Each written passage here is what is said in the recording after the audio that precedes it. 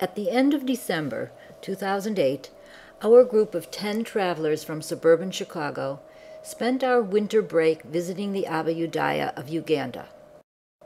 The Abayudaya converted to Judaism nearly 100 years ago, and ever since they have courageously maintained their Jewish faith in spite of grave hardship. Toward the end of our stay, we performed a day of service in the Abayudaya village of Namutumba.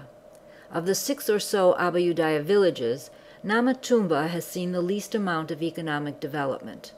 Under the guidance and direction of Kulanu's representative, Laura Wetzler, our group took a 50-mile, 2-hour drive across deeply rutted dirt roads from Mbale, the 4th largest city in Uganda, to the village of Namutumba.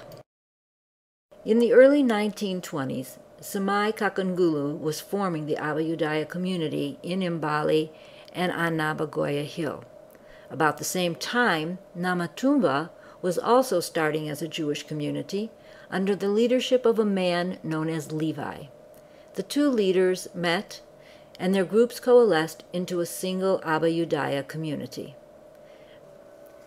Many years later, under the scourge of Idi Amin, the synagogue in Namutumba was seized.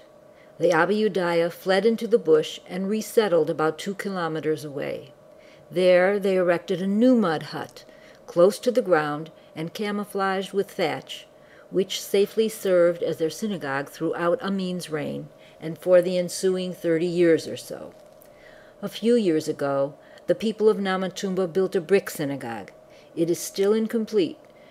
No floor, no window panes, no seating, and there is no Torah in its ark.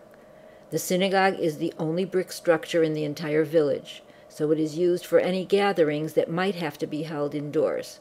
However, most of Namutumba life is lived outdoors.